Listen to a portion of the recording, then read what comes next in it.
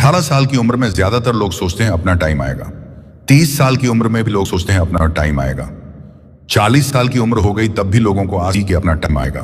50 की उम्र पार होने के बाद भी लगता है अपना टाइम आएगा। फिर एक दिन अचानक सीने में दर्द होता है।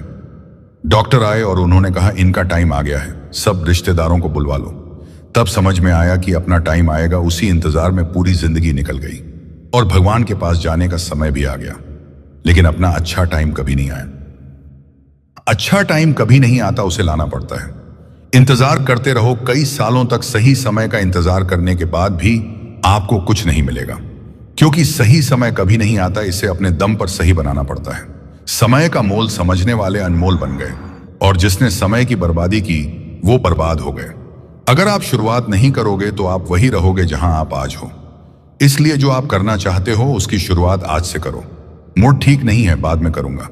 अभी आपके पास वक्त है, फिर भी आप बहाना बनाकर खुद को काम करने से रोक देते हो। आपको किस चीज का इंतजार है?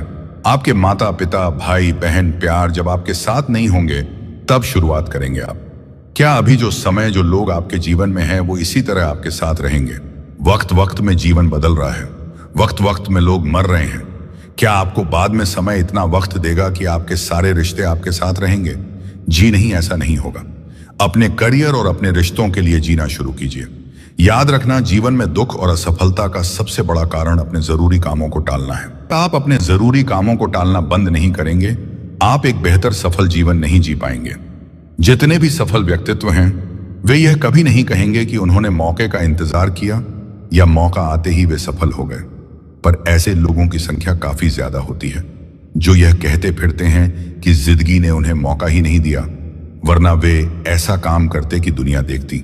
यह कहना काफी आसान है कि जिंदगी ने मौके नहीं दिए, लेकिन आपने अपने आप से कभी पूछा है कि आप किस मौके का इंतजार कर रहे थे? मौका ऐसे नहीं आता और न ही मौके को लेकर इंतजार किया जाना ठीक है। मौका आ भी गया तो कब और कैसे आगे बढ़े इसका नॉलेज होना भी जरूरी है। मेरा एक मित्र था जो ग्रेजुएट था। उनकी इच्छा थी कि प्रतियोगी परीक्षा पास कर सरकारी नौकरी प्राप्त की जाए। इसके लिए वह मेहनत करने को भी तैयार था और इस संबंध में उसने अपनी इच्छा घर वालों को भी बता दी थी। इस बारे में दोस्तों से भी राय ली गई और सभी ने अपनी ओर से मदद करने की बात भी कही। अब वह इंतजार में था कि कब किसी प्रतियोगी परीक्षा का विज्ञापन आए और वह परीक्षा का फॉर्म भरे। जैसे ही अखबारों में विज्ञापन आता सभी उन्हें कहते कि देखो विज्ञापन आ गया है, फॉर्म भर दो और पढ़ाई की तैयारी करो। पर वह विज्ञापन देखते और कहते कि यह पद मेरे लायक नहीं है, मैं और बड़े पद के लिए तैयारी करना चाहता हूं। इस कारण वह फॉर्म ही नहीं भरते थे। काफी समय हो गया और अब घर वालों को भी चिंता होने लगी कि आखिर यह करना क्या चाहता है। इसी बीच उसके कई दोस्तों को नौकरी मिल गई, पर वह सभी से कहते था कि देखना, मैं एक दिन काफी बड़ा आदमी बनूंगा। एक दिन वह विज्ञापन भी आ गया जिसके सपने वह देखा करता था। बड़े जोश के साथ फॉर्म भरा गया और उसने तैयारी चालू कर दी। दरअसल उस विज्ञापन में जिन पदों के लिए आवेदन मंगवाए गए थे वे अखिल भारतीय स्तर पर थे और पदों की संख्या काफी कम थी।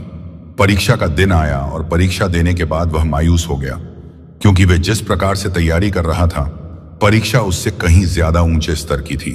इतना होने के बावजूद उसने ऊंचे पद पर जाने के लिए मौका आने का ही इंतजार करना ठीक समझा। सभी ने समझाया कि अभी नौकरी कर लो और साथ में तैयारी करते रहना, पर वह नहीं माना। बड़े पद के इंतजार में उनकी उम्र बढ़ती गई और आखिरकार उन्हें परिस्थितियों से समझौता कर छोटी मोटी नौकरी करनी पड़ी। उन्हें यह समझ में आ गया कि मौके का इंतजार करना ठीक नहीं। जिंदगी में प्रतिदिन ही व्यक्ति के सामने मौके आते हैं और उन्हें ठीक तरह से समझने में उनसे चूक हो गई थी। दोस्तों, मौके कभी भी बताकर नहीं आते और इन मौकों के इंतजार में वर्तमान खराब करना बिल्कुल भी सही निर्णय नहीं है। जब तुम मेहनत करोगे और लगन से काम करोगे तभी तुम्हें अपने प्रयासों का फल मिलेगा। धैर्य रखो और अपने लक्ष्य की ओर बढ़ते रहो। सपनों का पीछा करने में समय लगता है, लेकिन उनका इंतजार करके बैठना कभी सही नहीं। खुद पर विश्वास रखो, मेहनत करो और हर दिन अपने लक्ष्य के करीब पहुंचने की कोशिश करो। सफलता तुम्हारे सामने आएगी, बस धैर्य और लगन बनाए रखो। अगर वीडियो अच्छा लगे तो लाइक, शेयर एंड सब्सक्राइब करना मत भूलना। धन्यवाद।